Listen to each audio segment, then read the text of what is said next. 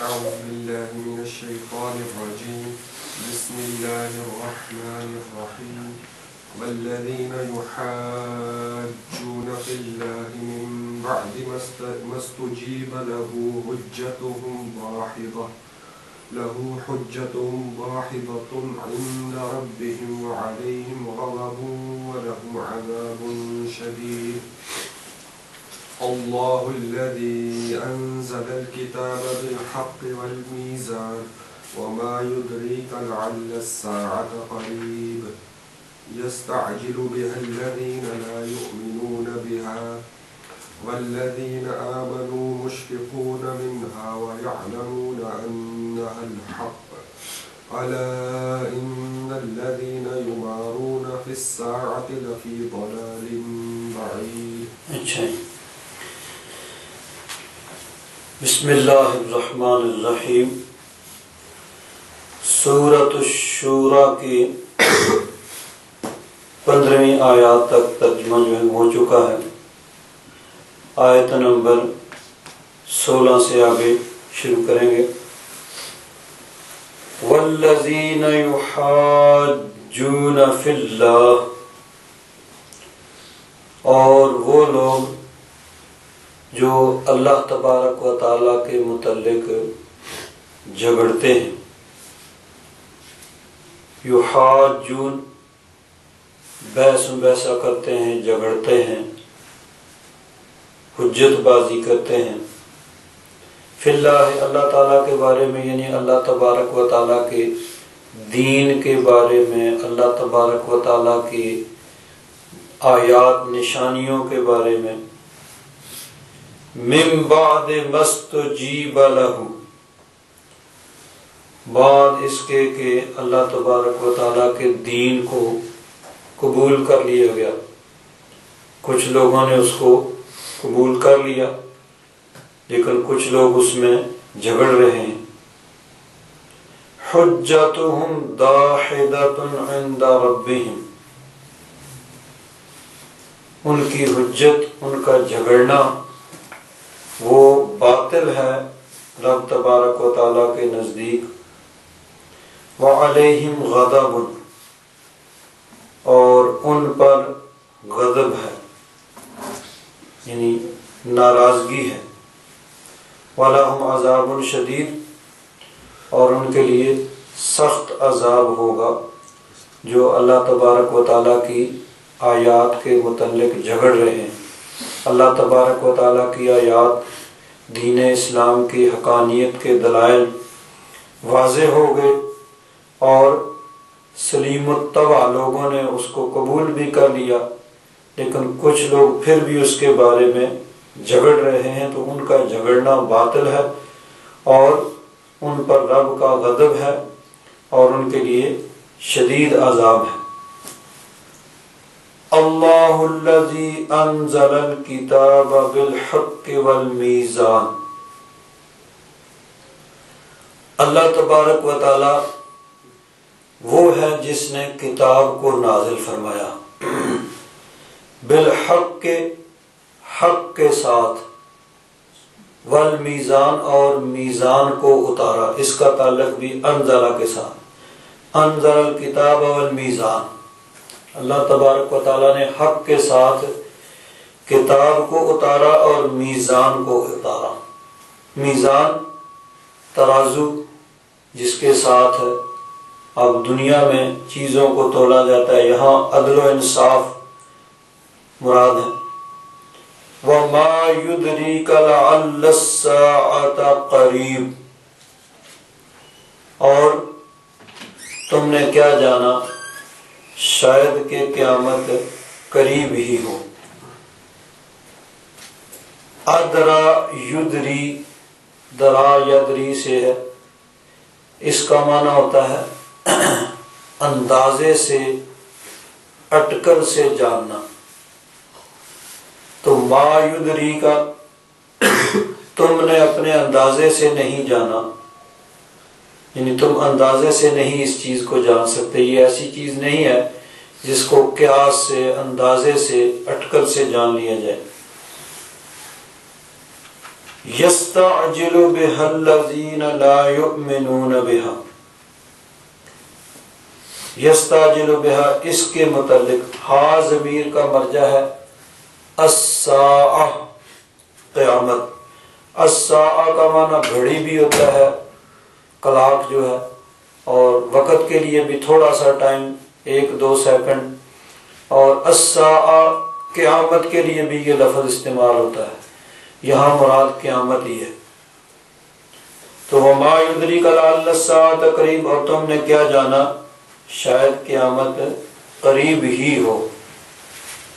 قریب سے مراد یہ ہے کہ نبی کریم صلی اللہ علیہ وسلم آخری نبی ہیں، قرآن پاک آخری کتاب ہے، اس کے بعد نہ کوئی اور نبی آئے گا نہ کوئی کتاب آئے گی، تو اس اعتبار سے قیامت قریب ہے کہ حضور نبی کریم صلی اللہ علیہ وسلم کی نبوت اور رسالت کے زمانے میں ہی قیامت نے آنا ہے۔ آگے فرمایا یستعجل، استعجل یستعجل، جلدی چاہنا کسی چیز کو، تو جلدی چاہتے ہیں اس کو، بہا الساعۃ، ہا ضمیر کا مرجع قیامت، قیامت کے متعلق جلدی کر رہے ہیں الذین لا یؤمنون بہا، جو اس پر ایمان نہیں لاتے، ہا ضمیر کا مرجع یہاں بھی قیامت ہے، جو قیامت کو نہیں مانتے وہ اس کے متعلق جلدی مچا رہے ہیں کہ کیوں نہیں آتی بھائی قیامت ہے، کب آئے گی؟ آپ کہتے ہیں قیامت آئے گی، کہہ رہے ہیں، لیکن آ کیوں نہیں رہی؟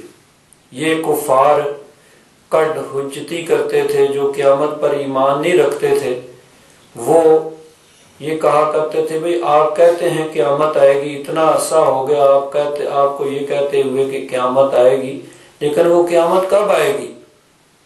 ہمارے باپ دادا جو ہیں وہ فوت ہو گئے، مر گئے، ان کو قبروں میں دفن کیا گیا، اور سینکڑوں برس ہو گئے ان کو قبروں میں دفن ہوئے، ان کے جسموں کو مٹی نے کھا لیا، ہڈیاں بھی ہیں مٹی کے ساتھ مٹی ہو گئی، ابھی تک تو ان کو زندہ نہیں کیا گیا۔ تو ہم بھی کب سے سن رہے ہیں کہ قیامت آئے گی، لیکن یہ کب آئے گی، کیوں نہیں آتی، جلدی آ جائے۔ تو یستعجل بها الذین لا یؤمنون بها، جو قیامت پر ایمان نہیں رکھتے وہ اس کا مطالبہ کر رہے ہیں کہ جلدی آ جائیں۔ والذین آمنوا، اور ایمان والوں کی کیا کیفیت ہے؟ مشفقون منہا، وہ اس سے ڈر رہے ہیں، جن کو یقین ہے قیامت آنی ہے وہ تو ڈرتے ہیں کہ قیامت کے دن اللہ تبارک و تعالیٰ کی بارگاہ میں پیش ہونا ہے، رب ذوالجلال اس وقت اپنے اس کی صفت جباریت اور قہاریت کا ظہور ہوگا، کیونکہ دیکھیے ہم نے پیچھے پڑھا ہے السورۃ المؤمن، اس کا دوسرا رکوع ہے، آیت نمبر اس کی ہے 17، لمن الملک اليوم، قیامت کے دن اللہ تبارک و تعالیٰ ارشاد فرمائے گا میدان محشر میں، آج کس کی حکومت ہے، آج کون بادشاہ ہے؟ دنیا میں بڑے بڑے بادشاہ تھے جو اپنے آپ کو مطلقاً عنان بادشاہ سمجھتے تھے، ہر سیاہ و سفید کا مالک سمجھتے تھے، اور کچھ ایسے بھی ہوئے جو اپنے آپ کو خدا کہلواتے تھے، سجدہ کرواتے تھے، تو وہ کہاں ہے بادشاہ؟ لمن الملک اليوم، کس کی حکومت ہے آج؟ کوئی اس وقت نہیں بولے گا، ہر طرف خاموشی ہوگی، پھر خود رب ذوالجلال ہی ارشاد فرمائے گا للہ الواحد القہار۔ اس کے متعلق دو قول ہیں، یا تو فرشتے یہ عرض کریں گے کہ آج اللہ تبارک و تعالیٰ کی حکومت ہے، اور ایک قول یہ ہے کہ یہ خود رب ذوالجلال ارشاد فرمائے گا، کوئی نہیں جب بولے گا، ارشاد ہوگا کس کی آج حکومت ہے، کوئی بولنے والا نہیں ہوگا، ہر طرف خاموشی ہوگی، خود رب ذوالجلال ارشاد فرمائے گا للہ الواحد القہار، اللہ کی حکومت ہے جو واحد ہے اور قہار ہے۔ تو صفت قہار کے ساتھ اس وقت ذکر کیا جائے گا، حالانکہ اللہ تبارک و تعالی غفار بھی ہے، لیکن اس وقت اللہ تبارک و تعالی اپنا تعارف اس صفت کے ساتھ کرائے گا، تو اس وقت اللہ تبارک و تعالی کی صفت قہاریت کا ظہور بھی ہو رہا ہوگا۔ تو ایمان والے تو ڈرتے ہیں، رب تبارک و تعالیٰ کی بارگاہ کی حاضری ہے، کوئی معمولی بات تو نہیں ہے، وہاں پیش ہونا ہے، اپنے اعمال کی جواب دہی کرنی ہے، اپنے اعمال کے بارے میں جواب دینا ہے، جو کچھ دنیا میں کیا ہے اس کا جواب دینا ہے، تو وہ تو ڈر رہے ہیں۔ والذین آمنوا مشفقون منہا، ضمیر کا مرجع بھی الساعہ ہے، جو ایمان والے ہیں وہ تو قیامت سے ڈرتے ہیں۔ وَيَعْلَمُونَ أَنَّهَا الْحَقُّ، اور وہ جانتے ہیں، علم بمعنی یقین ہے، اور وہ یقین رکھتے ہیں، ان کو یقین ہے کہ وہ حق ہے، قیامت برپا ہوگی اور یقیناً آئے گی، اس میں کوئی شک و شبہ نہیں ہے۔ أَلَا إِنَّ الَّذِينَ يُمَارُونَ فِي السَّاعَةِ لَفِي ضَلَالٍ بَعِيدٍ، سن لو، جو قیامت کے بارے میں شک و شبہ کر رہے ہیں وہ بہت دور کی گمراہی میں پڑے ہوئے ہیں۔ الا ان الذین یمارون فی الساعۃ، مار یمارو، اس کا معنی ہے شک شبہ کرنا کسی بارے میں۔ تو جو قیامت میں شک شبہ کرتے ہیں کہ پتہ نہیں آئے گی نہیں آئے گی کب آئے گی، تو جو شک شبہ کر رہے ہیں لفی ضلال بعید، وہ دور کی گمراہی میں پڑے ہوئے۔ اللہ لطیف بعبادہ، اللہ تبارک و تعالی لطیف ہے، مہربانی فرمانے والا ہے اپنے بندوں پر۔ یرزق من یشاء، جس کو چاہتا ہے وہ رزق دیتا ہے۔ وہو القوی العزیز، اور وہ طاقتور غلبے والا ہے۔ یہاں ایک چیز ہے، اس کے بارے میں ہم ذرا تفصیل سے گفتگو کریں گے۔ قیامت کے متعلق کفار جو ہیں وہ شک شبے میں مبتلا تھے، ان کو اس بات کا یقین نہیں تھا کہ مرنے کے بعد دوبارہ اٹھنا ہے، اس چیز کے وہ قائل نہیں تھے، اور یہ بات ان کی سمجھ میں نہیں آتی تھی، یا اس کو وہ سمجھنا نہیں چاہتے تھے، اس پر وہ ایمان نہیں رکھتے تھے کہ یہ کیسے ہو سکتا ہے کہ آدمی مر گیا، ایک دفعہ جب اس کی جان نکل گئی دوبارہ کیسے زندہ ہوگا۔ آج بھی دنیا میں دیکھیں، خدا نخواستہ کوئی حادثہ ہو جائے تو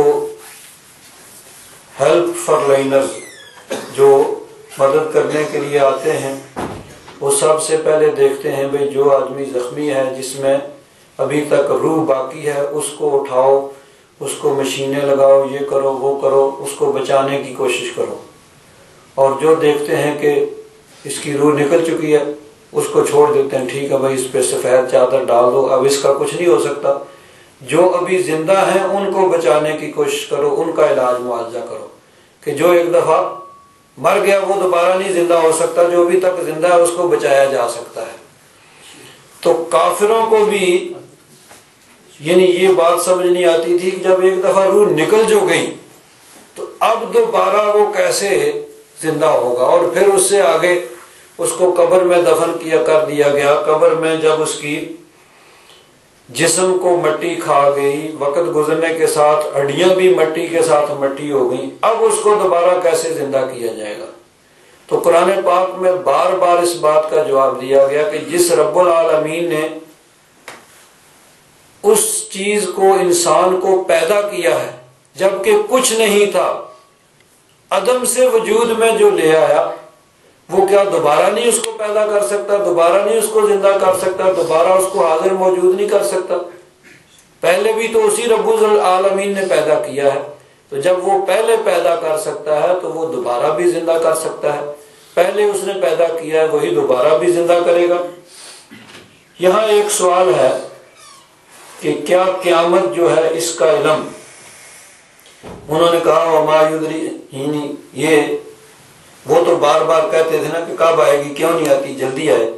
اللہ تبارک و تعالیٰ نے فرمایا وما یدریک لعل الساعۃ قریب۔ ادرا یدری کا معنی اٹکل سے، اندازے سے جاننا، کہ آپ اندازے سے نہیں جانتے شاید قیامت قریب ہی ہو۔ مطلب یہ ہے کہ آپ، یہ کوئی ایسی چیز نہیں ہے جس کو اندازے سے جان لیا جائے، بلکہ یہ صرف رب تبارک و تعالیٰ کے بتانے سے یہ چیز معلوم ہو سکتی ہے۔ اور رب ذوالجلال نے اپنے محبوب کریم صلی اللہ علیہ وسلم کو تمام علوم غیبیہ عطا فرمائے، جن میں قیامت کا علم بھی ہے۔ اب اس کے بارے میں اختلاف رہا ہے۔ بعض علماء نے یہ کہا ہے کہ قیامت کے بارے میں کسی کو علم نہیں، کوئی نہیں جانتا کہ قیامت کب آئے گی۔ چنانچہ قرآن پاک میں بھی ہے، اللہ تبارک و تعالیٰ نے فرمایا، یہ آیت پیچھے گزر چکی ہے، سورہ لقمان کی آخری آیت ہے، ان اللہ عندہ علم الساعہ، بے شک اللہ تبارک و تعالیٰ کے پاس قیامت کا علم ہے، وَيُنَزِّلُ الْغَيْثَ، اور وہ بارش اتارتا ہے، وَيَعْلَمُ مَا فِي الْأَرْحَامِ، اور رحموں میں کیا ہے، ماں کے پیٹ میں کیا ہے، اس کو اللہ تبارک و تعالیٰ جانتا ہے۔ وَمَا تَدْرِي نَفْسٌ مَاذَا تَكْسِبُ غَدًا، اور کوئی نفس، کوئی جان نہیں جانتا کہ کل وہ کیا کرے گا۔ وَمَا تَدْرِي نَفْسٌ بِأَيِّ أَرْضٍ تَمُوتُ، اور کوئی جان، کوئی انسان یہ نہیں جانتا کہ وہ کس زمین میں مرے گا۔ ان اللہ علیم خبیر، بے شک اللہ تبارک و تعالی جاننے والا اور خبر دینے والا ہے۔ اس کی تفسیر کے اندر مفسرین کرام فرماتے ہیں کہ یہ آیت دیہاتیوں کے متعلق نازل ہوئی۔ کچھ لوگ نبی کریم صلی اللہ علیہ وسلم کی خدمت میں حاضر ہو کر سوال کرتے قیامت کب آئے گی، اور اس کے وقت کے متعلق اسی طرح پوچھتے ہماری زمین قحط زدہ ہے، بارش کب نازل ہوگی، اور کوئی کہتا میری بیوی کے ہاں بچہ ہونے والا ہے، وہ کب پیدا ہوگا، اور اسی طرح میں کہاں پیدا ہوا ہوں یہ تو میں جانتا ہوں، مروں گا کہاں، یہ سوال کرتے۔ اسی طرح مختلف سوالات کرتے، تو ان کے متعلق یہ آیت نازل ہوئی کہ یہ چیزیں جو ہیں یہ اندازے سے جاننے والی نہیں ہیں، یہ رب تبارک و تعالیٰ کے بتانے سے ہیں۔ رب تبارک و تعالیٰ بتائے تب ان کا علم ہو سکتا ہے، رب کے بتائے بغیر ان کا کوئی علم نہیں۔ رب تبارک و تعالیٰ کے بتانے سے انسان جو رب تبارک و تعالیٰ بتاتا ہے، رب تبارک و تعالیٰ کے بتانے سے انسان جانتا ہے۔ چنانچہ دیکھیے اس آیت میں کیا ہے کہ کوئی نہیں جانتا کہ وہ کل کیا کرے گا، اور کوئی نہیں جانتا کہ وہ کس زمین میں مرے گا۔ اور یہ بھی ہے یعلم ما فی الارحام، رحموں کے اندر، پیٹوں کے اندر کیا ہے یہ بھی اللہ تبارک و تعالیٰ جانتا ہے۔ تو اللہ تبارک و تعالیٰ جانتا ہے ذاتی طور پر، اور باقی جو بھی جانتا ہے وہ رب کی عطا سے جانتا ہے۔ جب رب کسی کو یہ علم عطا فرما دے تو رب کی عطا سے اللہ کی مخلوق بھی جان سکتی ہے۔ چنانچہ دیکھیے حدیث پاک میں آتا ہے، حضرت انس بن مالک رضی اللہ تعالیٰ عنہ ارشاد فرماتے ہیں کہ نبی کریم صلی اللہ علیہ وسلم نے ارشاد فرمایا، بے شک اللہ تبارک و تعالیٰ نے ایک فرشتہ رحم مادر پر مقرر کیا ہے، وہ کہتا ہے اے رب یہ نطفہ ہے، اے رب یہ جمع ہوا خون ہے، اے رب یہ گوشت کا لوتھڑا ہے، یعنی مختلف حالتیں جو بچے کی ماں کے پیٹ میں ان کی تبدیلی ہوتی ہے، پہلے وہ نطفہ کی صورت میں ہوتا ہے، پھر ایک جمے ہوئے خون علقہ کی صورت میں ہوتا ہے 40 دن، پھر 40 دن، پھر 40 دن ایک گوشت کے لوتھڑے کی صورت میں ہوتا ہے.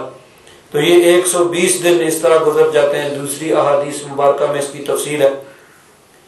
پھر جب اللہ تبارک و تعالیٰ اس کی تخلیق کا ارادہ فرماتا ہے تو فرشتہ پوچھتا ہے کہ یہ مذکر ہے یا مؤنث، یعنی لڑکا ہوگا یا لڑکی ہوگی، یہ بدبخت ہوگا یا نیک بخت ہوگا، اس کا رزق کتنا ہے، اس کی مدت حیات کتنی ہے. پھر وہ ماں کے پیٹ میں لکھ دیتا ہے، یعنی فرشتہ اس کے متعلق پوچھتا ہے کہ یا مولا کریم، سب سے پہلی بات تو یہ ہے کہ یہ لڑکا ہوگا یا لڑکی ہوگی، یہ نیک ہوگا کہ بد ہوگا، اس کا رزق کتنا ہوگا اور کتنا عرصہ یہ زندہ رہے گا. تو وہ سب کچھ فرشتہ لکھ دیتا ہے. تو جب اللہ تبارک و تعالیٰ فرشتے کو بتاتا ہے، جب تک اللہ تعالیٰ نے بتایا نہیں فرشتے کو کوئی علم نہیں، وہ پوچھ رہا. جب اللہ تبارک و تعالیٰ نے بتا دیا تو فرشتے کو علم ہو گیا. اب بچہ پیدا ہوگا، بچہ پیدا ہونے کے بعد کہاں پیدا ہوگا، کہاں جائے گا، ہم پیدا کہاں ہوئے اور کہاں پھر رہے ہیں، اور کیا کیا انسان کمائے گا، کیا کھائے گا، کتنی زندگی ہوگی، فرشتہ سب کچھ اس کے پیدا ہونے سے پہلے جانتا ہے. اس کی مدت حیات کتنی ہوگی، کتنا عرصہ زندہ رہے گا، 20 سال، 40 سال، 60 سال، 80 سال، 100 سال، جو بھی اس کی زندگی ہوگی. رب تبارک و تعالیٰ جب بتا دیتا ہے تو فرشتے کو علم ہو جاتا ہے اور فرشتہ اس کو لکھ بھی دیتا ہے. تو جہاں یہ ہے کہ کوئی نہیں جانتا، وہ یہ ہے کہ ذاتی طور پر کوئی نہیں جانتا، ذاتی طور پر رب تبارک و تعالیٰ جانتا ہے. اور جب رب تبارک و تعالیٰ بتا دے تو رب تبارک و تعالیٰ کے بتانے سے جب فرشتہ جان سکتا ہے، وہ سب کچھ جان بھی رہا ہے اور لکھ بھی رہا ہے.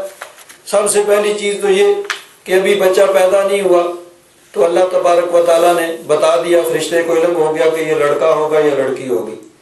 اس کے بعد جب دنیا میں آ جائے گا تو پھر کیا عمل کرے گا، نیک ہوگا، بد ہوگا، مسلمان ہوگا، کافر ہوگا، کیا کرے گا، یہ بھی جب اللہ تعالیٰ نے فرشتے کو بتا دیا تو فرشتے کو علم ہو گیا.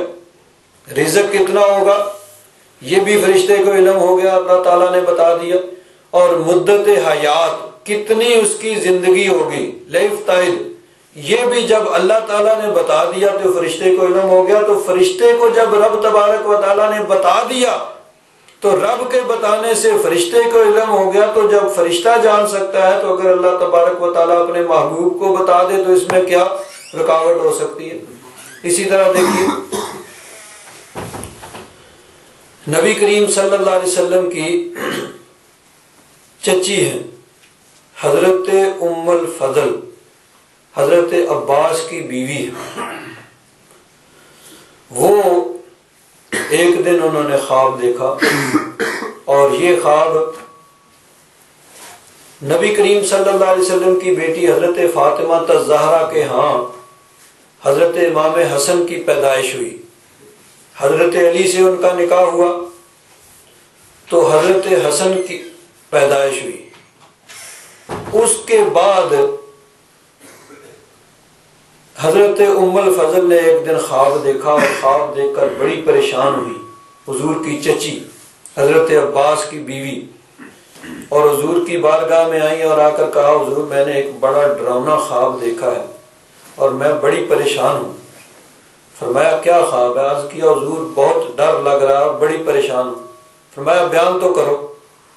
عرض کیا حضور دیکھا یہ ہے کہ آپ کے جسم کا ایک عضو، آپ کی باڈی کا ایک پارٹ، آپ کے جسم کا ایک حصہ وہ ہمارے گھر میں ہے. ہمارے گھر میں آپ کے اعضاء میں سے ایک عضو ہے، آپ کے جسم کا ایک حصہ ہمارے گھر میں وہ ہے.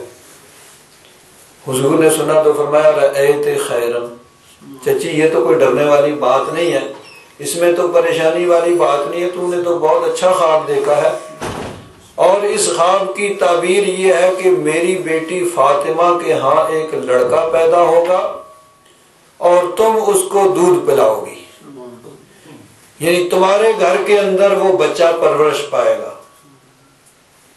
پھر حضرت فاطمہ کے حضرت امام حسین کی پیدائش ہوئی. اور انہوں نے حضرت قسم بن عباس کے ساتھ، یعنی ان کے بیٹے حضرت عباس کے بیٹے حضرت قسم تھے، اور حضرت امام حسین بھی ان کے ساتھ، دونوں نے حضرت ام الفضل کا دودھ پیا۔ تو نبی کریم صلی اللہ علیہ وسلم کو اللہ تبارک و تعالیٰ نے علم دے دیا۔ حضرت امام حسین کی پیدائش نہیں ہوئی ہے، لیکن رب تبارک و تعالیٰ نے پہلے ہی اپنے محبوب کو بتا دیا اور حضور نے اس کا اظہار بھی فرما دیا۔ اسی طرح دیکھیے حضرت عائشہ الصدیقہ رضی اللہ تعالیٰ عنہ وہ بیان کرتی ہیں کہ حضرت ابو بکر صدیق نے ان کو اپنے غابہ کے مال سے 20 وسق کھجوریں، وسق ایک پیمانہ ہوتا ہے، 20 من کہہ لیں، کھجوریں دیں۔ پھر جب ان کی وفات کا وقت آیا تو انہوں نے کہا، اے بیٹی، مجھے اپنے بعد تمام لوگوں کی بہ نسبت تمہارا خوشحال ہونا سب سے زیادہ پسند ہے، کیونکہ وہ ام المومنین حضور کی زوجہ محترمہ ہے، تو ساری اولاد پیاری ہے، لیکن سب سے زیادہ تم سے محبت ہے، اور تمہاری نسبت کی وجہ سے کہ تم حضور نبی کریم صلی اللہ علیہ وسلم کی بیوی ہو، اس وجہ سے تمہارے ساتھ سب سے زیادہ محبت اور تمہارے لیے ریسپیکٹ بھی ہے۔ تو فرمایا کہ سب لوگوں سے زیادہ تمہارا خوشحال ہونا مجھے پسند ہے، اور اپنے بعد تمہارا تنگ دست ہونا مجھ پر سب سے زیادہ شاق ہے، یعنی سب سے زیادہ تکلیف مجھے اس بات سے ہوگی کہ تم تنگ دست ہو جاؤ، تمہارے پاس کچھ نہ ہو، اور میں تم کو درخت پر لگی ہوئی کھجوروں میں سے 20 وقت کھجوریں دی ہیں، اور اگر تم ان کھجوروں کا اندازہ کر کے درختوں سے توڑ لیتی تو وہ تمہاری ہو جاتی۔ اب آج کے دن وہ وارث کا مال ہے، یعنی میری وفات ہو جائے گی، ابھی وفات نہیں ہوئی لیکن پہلے بتا رہے ہیں کہ اگر تو وہ تم توڑ لیتی تو وہ تمہاری ملکیت تھی، لیکن جب میرا انتقال ہو جائے گا تو پھر وراثت کا مال وہ ہو جائے گا، پھر وارثوں میں تقسیم ہوگا۔ اب تمہارے 2 بھائی اور 2 بہنیں ہیں، اب تم اس مال کو کتاب اللہ کے مطابق تقسیم کر لینا۔ 2 بھائی اور 2 بہنیں۔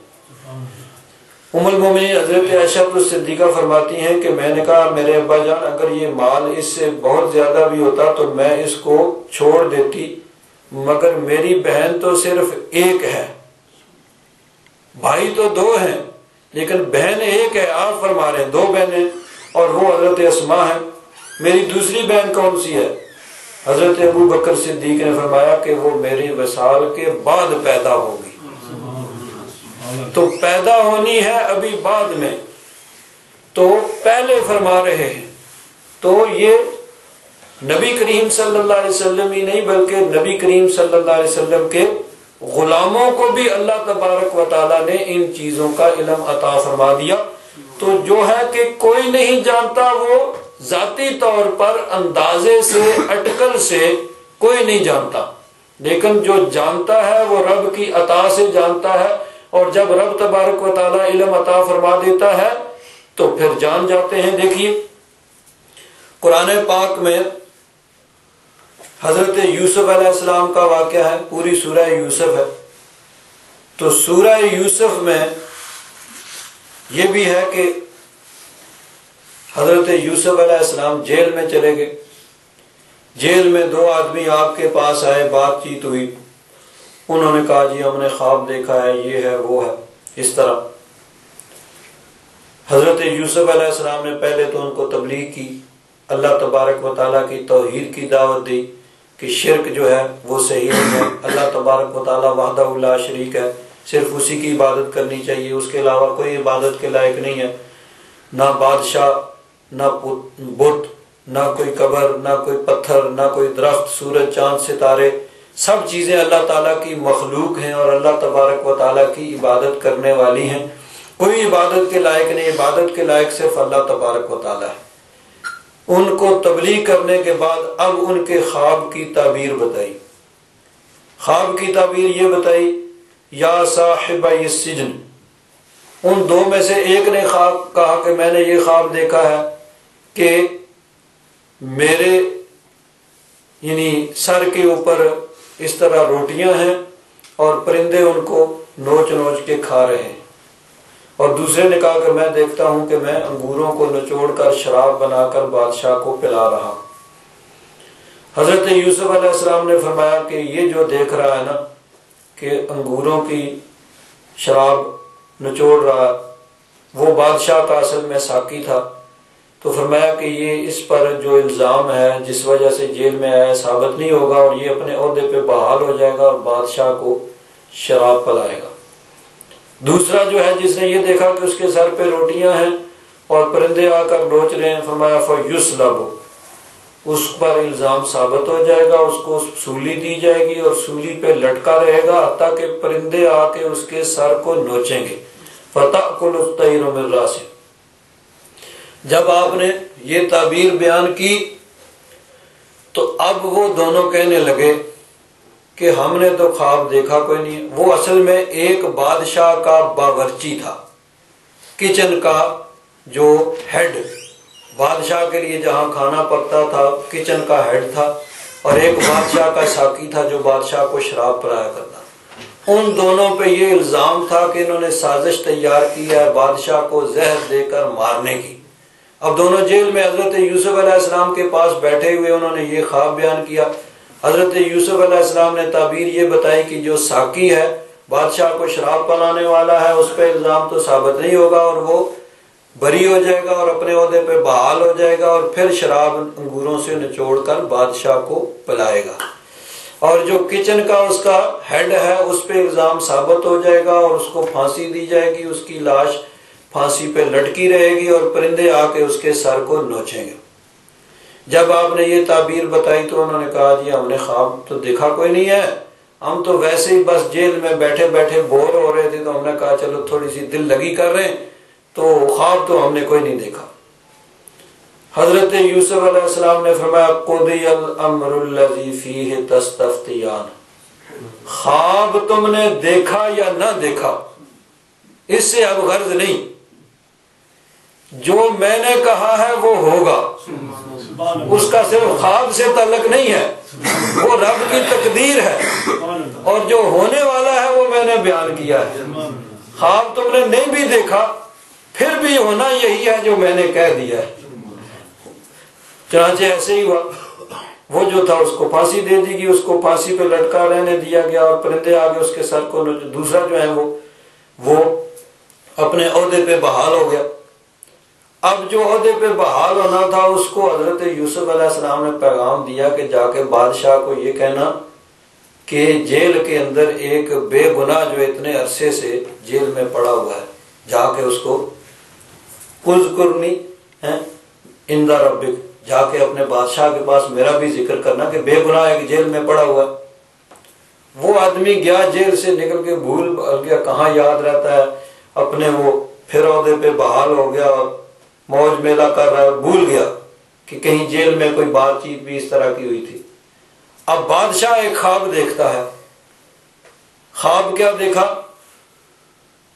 کہ 7 موٹی موٹی گائیں ہیں کو، اور وہ سب دبلی پتلی گائیں جو ہیں ان کو کھا جاتی ہیں۔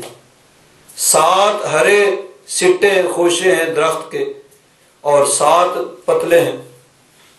اس نے کہا، بادشاہ نے اپنے پاس معبر بھی رکھے ہوئے تھے تعبیر بتانے والے، ان سے پوچھا بھائی بتاؤ اس کی کیا تعبیر ہے۔ اب ان کو پتا تو تھا نہیں، اب ڈرتے تھے کہ کوئی ایسی بات بھی نہ ہو جائے کہ بادشاہ وہ بات جب صحیح ثابت نہ ہوگی تو بادشاہ جواب طلبی کرے گا تو کہیں لینے کے دینے ہی نہ پڑ جائیں۔ تو انہوں نے کہا بادشاہ سلامت یہ ویسے ہی خواب ہے۔ قالوا اضغاث احلام وما نحن بتأویل الاحلام بعالم، پریشان خوابی ہے، آپ کو شاید نیند نہیں آتی اس لیے آپ اس طرح کے خواب دیکھتے ہیں، اس طرح کی کوئی تعبیر نہیں ہوتی ہے۔ جب انہوں نے یہ بات کی تو وہ جو جیل سے رہا ہوا تھا اس کو یاد آیا کہ یہ کیا خواب کی تعبیر بتائیں گے، خواب کی تعبیر بتانے والا تو وہ جیل میں پڑا ہوا ہے۔ اس نے کہا بادشاہ سلامت یہ مفت کے روٹیاں توڑنے والے ہیں، جس چیز کے لیے ان کو آپ نے رکھا ہے جب ضرورت پڑی ہے تو جواب دے گئے کہ نہیں جی اس کی تعبیر ہے ہی کوئی نہیں ہے، یہ کیا بتائیں گے، یہ تو مفت خورے ہیں، خواب کی تعبیر بتانے والا تو وہ جیل میں ہے۔ بادشاہ نے کہا ٹھیک ہے جاؤ، جا کر اس سے پوچھ کے آؤ۔ اب انہوں نے جو خواب بیان کیا اس نے آ کے حضرت یوسف علیہ السلام نے فرمایا لو بھائی اس کی تعبیر یہ ہے، قال تزرعون 7 سنین دأبا، 7 سال، کیونکہ اس نے 7 دیکھے نا، 7 موٹی گائیاں ہیں اور 7 وہ کمزور گائیوں کو کھا جاتے ہیں، اور 7 وہ تر خوشے ہیں سٹے، اور 7 جو ہیں وہ خشک ہیں۔ تو فرمایا اس خواب کی تعبیر یہ ہے کہ 7 سال تک خوب بارشیں ہوں گی اور خوب غلہ پیدا ہوگا۔ تزرعون 7 سنین دأبا، تم 7 سال لگاتار معمول کے مطابق کاشتکاری کرتے رہو گے۔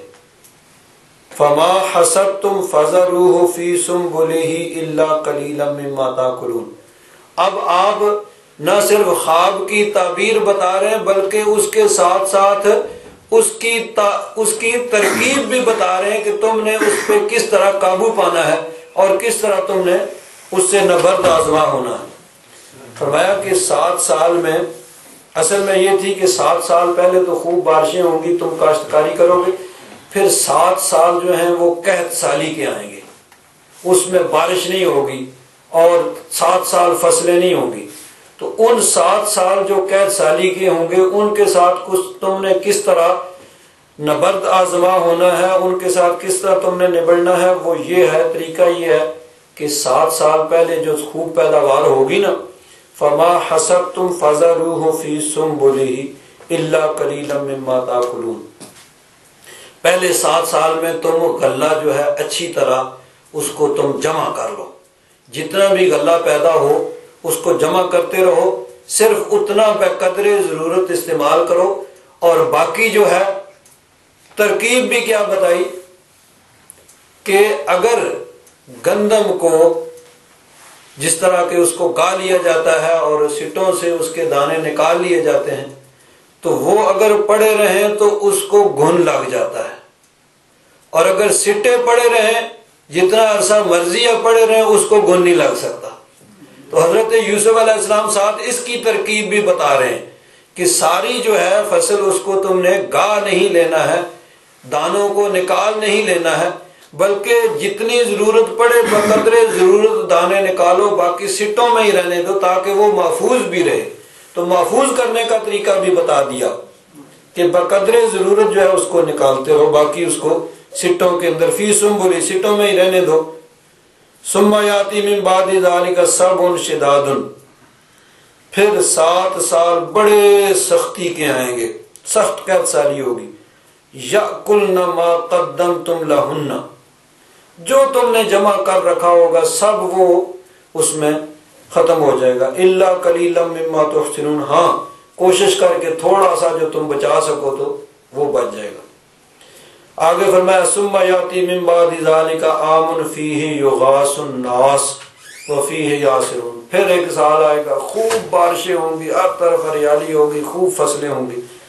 تو اب جو خواب تھا، خواب کی تعبیر تو 7 یعنی 7 موٹی گائیں، 7 کمزور گائیں، 7 ہرے خوشے سٹے، 7 خشک خوشے، لیکن حضرت یوسف علیہ السلام نے 7 اور 7 14 کے ساتھ 15ویں سال کا بھی بیان کر دیا کہ 7 سال تو خوب پیداوار ہوگی اور 7 سال نہیں پیداوار ہوگی، اور 15ویں سال کا بھی بیان کر دیا۔ تو حضرت یوسف علیہ السلام 15 سال آگے کی جو ہے جو کچھ ہونا ہے وہ بیان کریں۔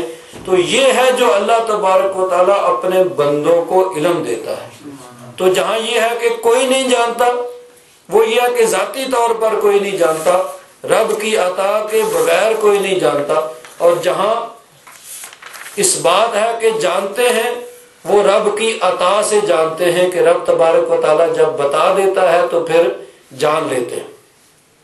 حضرت شیخ عبدالحق محدث دہلوی رحمۃ اللہ تعالی علیہ مدارج النبوت کے اندر ارشاد فرماتے ہیں، یہ جو آیت ہے نا کہ 5 چیزیں کہ ان اللہ عندہ علم الساعہ، قیامت کا علم رب کے پاس ہے، اور بارش کو نازل فرماتا ہے یعنی کب بارش ہوگی یہ بھی وہ جانتا ہے، ماں کے پیٹ میں کیا ہے یہ بھی جانتا ہے، اور کل کوئی کیا کمائے گا یہ کوئی نہیں جانتا، رب تبارک و تعالیٰ جانتا ہے، اور کہاں مرے گا یہ بھی کوئی نہیں جانتا، رب تبارک و تعالیٰ جانتا ہے۔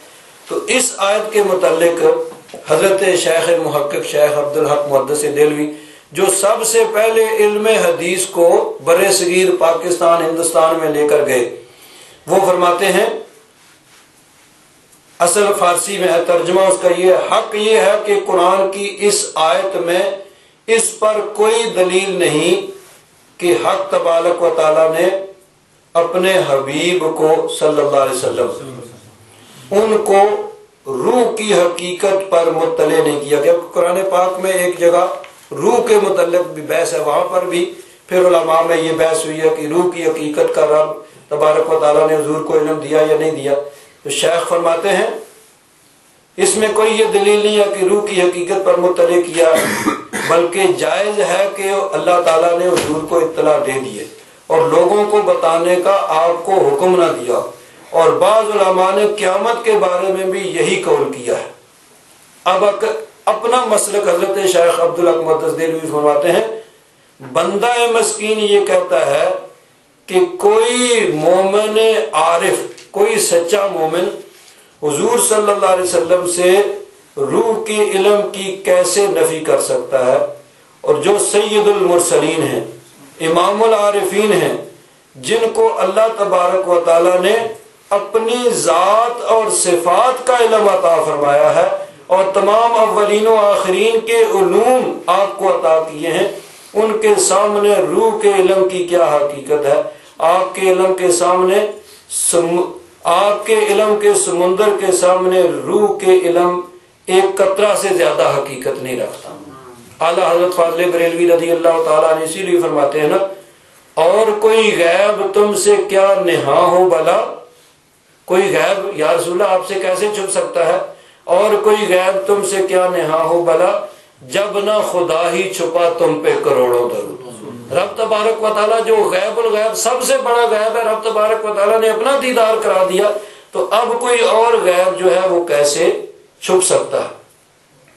ایک بہت بڑے بزرگ حضرت سید عبدالعزیز دباغ رحمۃ اللہ تعالی علیہ، وہ فرماتے ہیں وَكَيْفَ يَخْفَى أَمْرُ الْخَمْسِ عَلَيْهِ صلی اللہ علیہ وسلم، حضور نبی کریم صلی اللہ علیہ وسلم سے ان 5 چیزوں کا علم کیسے مخفی اور پوشیدہ رہ سکتا ہے؟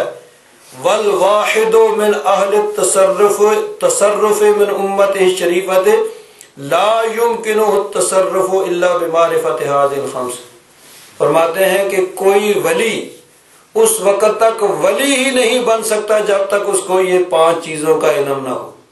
حضور نبی کریم صلی اللہ علیہ وسلم تو سید المرسلین ہیں، صحیح، لیکن فرقوں میں اس بات میں تو اختلاف تو نہیں ہے نا کہ علوم خمسہ میں سے جزئیات انبیاء اور اولیاء کو مل سکتے ہیں۔ اس تفصیل میں نہیں، بات تو یہی ہے نا کہ 5 چیزوں کا علم اللہ تبارک و تعالیٰ کے پاس ہے ذاتی طور پر، اور اللہ تبارک و تعالیٰ جتنا کسی کو علم دے دیتا ہے اتنا اس کے پاس ہے۔ اب رب تبارک و تعالیٰ نے کتنا اپنے محبوب کو دیا ہے، ہمارے پاس کوئی پیمانہ نہیں ہے جس کے ساتھ ہم ناپ سکیں۔ تو حضرت سید عبدالعزیز دباغ رحمۃ اللہ تعالی علیہ فرماتے ہیں کہ حضور کی شان تو بہت بلند ہے، حضور تو تمام نبیوں کے سردار ہیں۔ فرماتے ہیں کہ حضور کی امت کا کوئی شخص اس وقت صاحب تصرف ہی نہیں ہو سکتا جب تک ان 5 چیزوں کا علم اس کو نہ ہو۔ جب 5 چیزوں کا علم ہوتا ہے پھر وہ ولایت کے اس ایک خاص درجے پہ پہنچتا ہے۔ تو حضور نبی کریم صلی اللہ علیہ وسلم کی شان تو بہت بلند ہے۔ اب علم غیب کی بات آئی ہے تو آخر میں ایک حدیث پاک بخاری شریف سے، بڑی دلچسپ بھی حدیث پاک ہے اور بڑی علم والی، حضرت سعد بن معاذ رضی اللہ تعالیٰ عنہ انصار مدینہ کے سردار تھے۔ مدینہ شریف میں جو 2 قبیلے تھے انصار کے، اوس اور خزرج، ان 2 قبیلوں کے جو سردار تھے دونوں کا نام سعد تھا۔ اوس کے جو سردار تھے حضرت سعد بن معاذ، اور خزرج کے جو سردار تھے ان کا نام تھا سعد بن عبادہ۔ تو حضرت سعد بن معاذ جو قبیلہ اوس کے سردار تھے، وہ اسلام قبول کرنے سے پہلے بھی، یعنی حضور نبی کریم صلی اللہ علیہ وسلم کی ہجرت سے پہلے بھی وہ مکہ شریف جایا کرتے تھے، اور مکہ شریف میں ایک شخص تھا امیہ بن خلف، جو حضرت بلال حبشی جس کے غلام تھے، حضرت بلال حبشی پہ جو ظلم کیا کرتا تھا، اس کے وہ دوست تھے، اور جب بھی مکہ شریف جاتے تو امیہ بن خلف کے پاس وہ رہائش اختیار کرتے، وہاں رہتے، اور امیہ بن خلف جب مدینہ شریف جاتا تو وہ حضرت سعد کے پاس رہتا، آپس میں دونوں کی دوستی تھی۔ اب مدینہ شریف والے حج عمرہ کے لیے مکہ شریف آیا کرتے تھے، مکہ والے جب شام کو تجارت کے لیے جاتے، مدینہ شریف رستے میں پڑتا تو قیام وہاں کرتے۔ تو حضرت سعد بن معاذ کی دوستی امیہ بن خلف کے ساتھ تھی، دونوں ایک دوسرے کے پاس قیام کیا کرتے تھے۔ جب حضور نبی کریم صلی اللہ علیہ وسلم مدینہ منورہ تشریف لے گئے، اب حالات جو ہیں وہ بدل گئے۔ اب انصار مدینہ حضور نبی کریم صلی اللہ علیہ وسلم کی مدد کرنے کی وجہ سے وہ بھی مکہ والے کافروں کے دشمن قرار دیے گئے۔ تو ایک دفعہ حضرت سعد وہ مکہ شریف آئے اور اپنی اس پرانی دوستی کے مطابق امیہ بن خلف کے پاس ٹھہرے۔ اس نے بھی اپنی پرانی دوستی کی لاج رکھتے ہوئے ان کی میزبانی کی، لیکن اب حالات چونکہ مختلف تھے تو بات چیت ہوئی بھائی خانہ کعبہ کا طواف بھی کرنا ہے، لیکن یہ بھی خطرہ ہے کہ لوگ کہیں گے بھائی یہ کیسے، یہ تو ہمارا دشمن ہے، ہمارے دشمنوں کو پناہ دینے والا، تو یہ کیوں خانہ کعبہ کا طواف کر رہا ہے؟ تو آفس پرا کہ یہ بنی کہ ٹھیک ہے بھائی کوئی ایسا ٹائم دیکھو دوپہر کا وقت جب کوئی نہ ہو تو تم خاموشی سے خانہ کعبہ کا طواف کر لینا۔ حضرت سعد بن معاذ رضی اللہ تعالیٰ عنہ وہ عمرے کا احرام انہوں نے باندھا ہوا ہے، امیہ کو کہا بھائی کوئی ٹائم ایسا دیکھو، اس نے بھی کہا بھی دیکھو یہاں اب خطرہ ہے، تو کوئی ایسا وقت کہ جس وقت کوئی نہ دیکھے تو میں خاموشی سے طواف کر لوں۔ اس نے کہا دوپہر کا وقت ہوگا جب لوگ اپنے گھروں میں دب کے بیٹھے ہوں گے، گرمی کا وقت تم طواف کر لینا۔ اب حضرت سعد طواف کر رہے ہیں کہ ادھر سے ابو جہل آ گیا۔ ابو جہل کہنے لگا ہے یہ کون ہے بھائی؟ انہوں نے کہا یہ سعد ہے۔ اس نے کہا یہ تم آرام سے یہاں طواف کر رہے ہو اور تم نے ہمارے دشمنوں کو وہاں پناہ دے رکھی ہے، اور یہ کیسے ہو سکتا ہے کہ تم یہاں پہ طواف کر رہے ہو؟ فقال له ابو جہل الا اراک تطوف بمکۃ آمنا وقد آویتم الصباۃ وزعمتم انکم تنصرونہ وتعینہ۔ تم ادھر بڑے آرام سے امن سے طواف کر رہے ہو، تم نے ہمارے دشمنوں کو پناہ دے رکھی ہے۔ اما واللہ لولا انک ما ابی سفیان ما رجعت الی اہلک سالما۔ اس نے کہا کہ اب تم کہ مکہ کے ایک سردار امیہ بن خلف کے مہمان ہو اس لیے بچ گئے ہو، ورنہ تم بچ کے نہیں جا سکتے تھے۔ حضرت سعد بھی ڈرنے والے تو نہیں تھے، انہوں نے بھی کہا سن لو اگر تم اس طرح کی بات کرو گے نا تو سلامت تم بھی نہیں رہو گے، تم بھی شام کو جاتے ہو تجارت کرنے کے لیے تو رستے سے گزر کے جاتے ہو، ہمارے پاس سے گزرتے ہو، رستہ وہی ہے تمہارا بھی، اگر تم ہمیں یہاں سے روکو گے تو پھر ہم تمہارا وہ ناطقہ بند کر دیں گے، رستہ بند کر دیں گے۔ اب دونوں کی آپس میں تو تکار بات چیت شروع ہو گئی، تکرار شروع ہو گیا، بات آوازیں بلند ہو گئی۔ تو امیہ بن خلف وہ کہنے لگا حضرت سعد کو ہی وہ روک رہا ہے کہ نہیں بھائی چپ ہو جاؤ، اونچا نہ بولو، یہ جو ہے یہ مکہ کا سردار ہے، اس کے ساتھ اس طرح اونچی آواز سے بات نہ کرو۔ حضرت سعد کو اور غصہ آ گیا، بھائی تو میرا میزبان ہے، اگر تڑے کا ہی تو نے یعنی تڑے بندی کرنی ہے تو میرے حق میں بات کر، تو بھی اس کے حق میں بول رہا۔ حضرت سعد نے فرمایا یا امیہ فواللہ لقد سمعت رسول اللہ صلی اللہ علیہ وسلم یقول انہم قاتلوک۔ حضرت سعد بن معاذ نے فرمایا کہ اللہ کی قسم میں نے رسول اللہ صلی اللہ علیہ وسلم سے سنا ہے کہ یہ تجھے قتل کرے گا، تمہارے قتل کا سبب بنے گا، جس کی تو حمایت کر رہا ہے ابو جہل، یہی تیرا قاتل ہے، یہی تجھے قتل کروائے گا۔ اس نے کہا یہ کیسے ہو سکتا ہے بھائی، ہماری اتنی دوستی ہے اور یہ مجھے کیسے قتل کرے گا یا کیسے قتل کروائے گا، کہاں قتل کروائے گا، مکہ میں؟ انہوں نے کہا یہ تو مجھے پتا نہیں، لیکن یہ بات کنفرم ہے کہ یہی تجھے قتل کروائے گا۔ اب جب امیہ نے سنا تو وہ بھی جانتا تھا کہ بات جو حضور فرماتے ہیں وہ حق ہوتی ہے، مانتے نہیں تھے لیکن جانتے ضرور تھے۔ ویتن زلت خلوفن، کہ صرف علم ہونے سے کوئی ایماندار نہیں ہو جاتا، ایماندار اسی وقت ہوتا ہے جب وہ ایمان کا اظہار کرے۔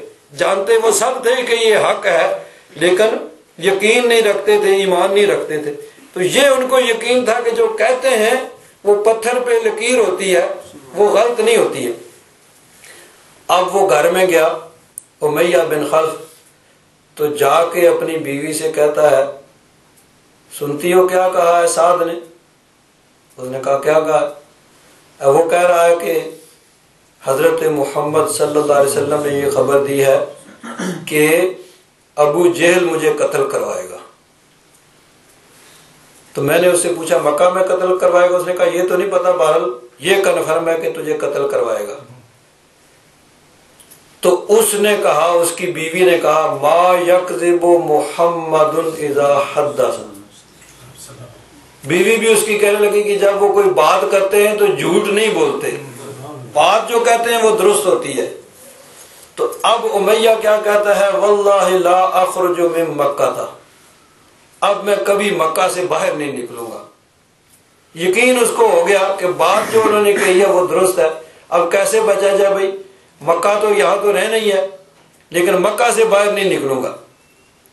اب جب وقت آ گیا غزوہ بدر کے لیے، مکہ سے ابو جہل لشکر لے کر چلنے لگا، اعلان کروا دیا بھائی سب لوگ چلو، سب لوگ نکلو۔ وہ ایک کبھی ان کا قافلہ آ رہا تھا، اس کو خطرہ پیدا ہو گیا کہ مسلمان اس کو روک لیں گے، تو اس نے کہا وہ اس کو بچانے کے لیے نکلو۔ امیہ جو ہے وہ چاہتا نہیں تھا جانا، اس کو پہلے ہی پتا تھا، وہ کہتا میں نہیں جاتا۔ ابو جہل آ گیا، بھائی چلو تم سردار ہو مکہ کے، تم اگر پیچھے رہو گے کہ دوسرے رہو گے پیچھے رہ جائیں گے، تم تو بڑی اس کی خوشامد کرتا ہے، آتا سید و اہل الوادی، تم مکہ کے سردار ہو، تو تم پیچھے رہو گے تو اور بھی پیچھے رہ جائیں گے۔ اب وہ آئیں بائیں شائیں کر رہا ہے، جان چھوڑا رہا ہے، وہ چھوڑ نہیں رہا۔ اس کو علم تھا، وہ جانتا تھا، اس نے سنا ہوا تھا۔ بالآخر کیا ہوا، اس نے کہا چلو ٹھیک ہے بھائی تم چلو۔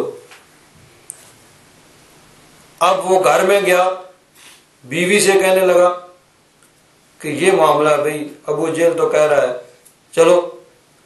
اس نے کہا یا ابا صفوان وقد نسیت ما قال لك اخوك اليسربی، وہ جو تمہارے یسربی بھائی یعنی حضرت سعد نے کہا تھا بھول گئے ہو، یاد نہیں ہے؟ اس نے کہا یاد تو ہے لیکن اب کیا کروں، دوسری طرف وہ کہہ رہا ہے۔ تو اس نے کہا ما اريد ان اجوز معهم الا قریبا، چلو تھوڑا سا چلتا ہوں، آہستہ سے میں واپس آ جاؤں گا۔ فلما خرج امیہ اخذ لا ينزل منزلا الا اقل بعیرہ، جہاں بھی وہ ٹھہرتے نا تو وہ قریبی اونٹ رکھتا، بھائی موقع ملا تو نکل جاؤں گا۔ لیکن اب تیر کمان سے چھوٹ چکا تھا، اب وہ کیسے خطا جاتا، وہ نہ چاہتے ہوئے چلتا رہا، بالآخر وہاں پہنچ گیا اور پھر وہاں پہ فنار ہو گیا، مر گیا۔ اور جیسے حضور نے فرمایا تھا اسی طرح ہوا کہ ابو جہل خود بھی مرا اور اس کو بھی وہاں پہ مروایا۔